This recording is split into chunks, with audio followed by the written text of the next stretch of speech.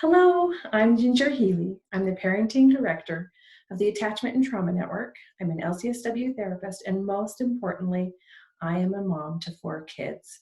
They're all in different schools, so I understand the weight that you parents are carrying. The Attachment and Trauma Network is a nonprofit organization that's been in existence for over 25 years. We provide support, education, advocacy, and resources to children, families, and schools in an attachment-focused and trauma-informed way. Parents join for free, and today we want to bring you education and support regarding how to help your child build resilience. Parents and caretakers, I know your stress level has increased. Some of you, many of you, are feeling overwhelmed, anxious, possibly depressed, and more. You are working, maintaining a household, trying to keep yourself together, and now you're being asked to help your child with their schoolwork. Some of you have several children. Some of you have children with special needs. Each of your home situations is unique, and it's not humanly possible with 24 hours in a day to do all that you are being asked to do. Have you stopped to think what has happened to you all?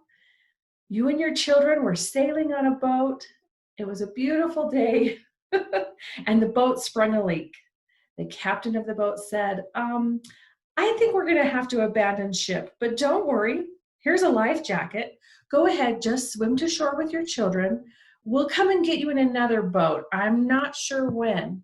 And hurry and get your sea legs ready for the new boat, because I need you to finish a vocabulary assignment, trigonometry assignment. Oh, there's a science lab that's due. And that's when, at least in my head, everything started getting really fuzzy and blurry.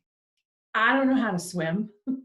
And now my kids expect me to be a lifeguard, sea captain, swab the deck, make calamari for dinner. I don't know how to do trigonometry and more, right? So face-to-face school instruction is currently on pause for who knows how long.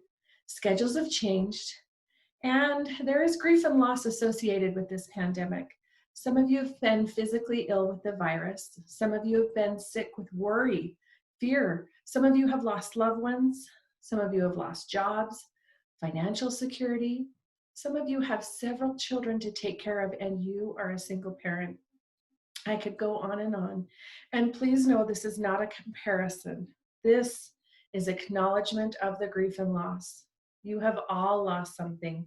At the minimum, your previous routines, the ability to say a physical goodbye to teachers, students, friends, and have some form of closure for the 2019-2020 school year, at least in a way that you had hoped. And when someone has experienced loss, there is pain, confusion, anger, denial, feeling of numbness, and more. Things have changed. And have you noticed changes in your own behavior or the behavior of your children? In your very young children, have you noticed trouble eating and sleeping? Are they acting more fussy? Are they showing signs of regression after being able to sleep through the night or toilet train? What about your school-age child? Becoming withdrawn, fixation on their own safety, nightmares? And then what about adolescents? Anxiety, depression, risk-taking, self-destructive behaviors, feelings of guilt, anger, shame? I can actually see some of you nodding your head, yes. You are not alone. I think I even heard a hallelujah from the back row. Right. So do you feel like you want to do math, science, take a Spanish quiz right now? No. And it's because when you or your child senses danger or a threat, your brain cannot access its prefrontal cortex, which helps you remember what you need to know for that Spanish quiz, helps you process that math assignment. Yeah, it's offline now. And that results in those behaviors that I talked about before. Those behaviors are different versions of fight, flight, freeze, faint, fawn. They are a direct result of grief and loss, and anger and fear. And many children are stuck right there. Many parents are stuck right there. So I want to put that in perspective, because learning and doing school right now is even more difficult, and sometimes for some children impossible.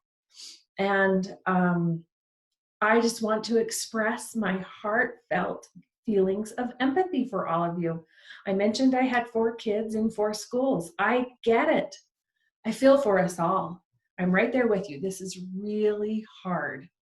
But there is good news and there is hope. And we can get our children's brains back online, ready to learn. And so what I'm about to teach you is an overview of parenting and teaching in a trauma-informed way that benefits everyone. Where do we go from here? Can we move forward? Yes. How do we move forward? We build resilience. Resilience is defined as the ability to adapt to a changing environment, the ability to overcome challenges and return to being healthy after bad things happen.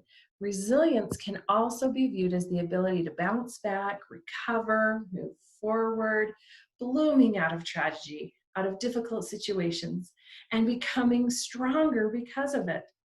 So the next challenge that comes your way can be met.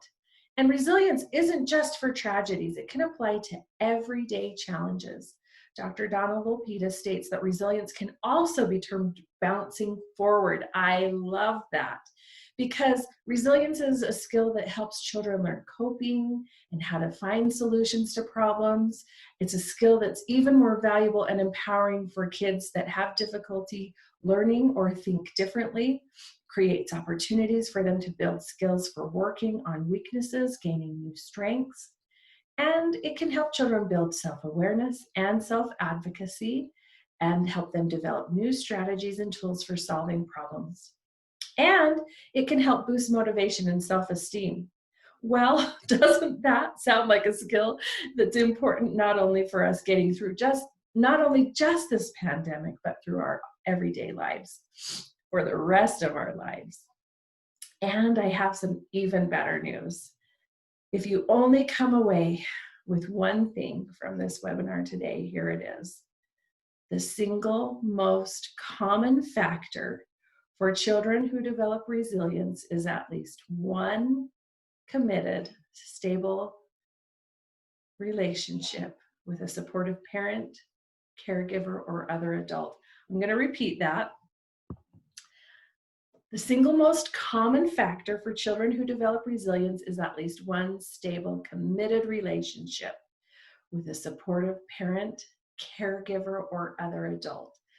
And when I say parents, I am talking about any adult who cares for a child. I know that there are grandparents out there caring for kiddos, neighbors, teachers, single parents, foster families. We all come in different shapes and sizes. Our differences are so beautiful. So I will use the word parent, but you know who I'm talking to, any caretaking adult. Parents, you are the true healing agent. Relationships are the agent of change, and good parenting is the healer, the true therapy. It is better than 1 hour in an office with a therapist.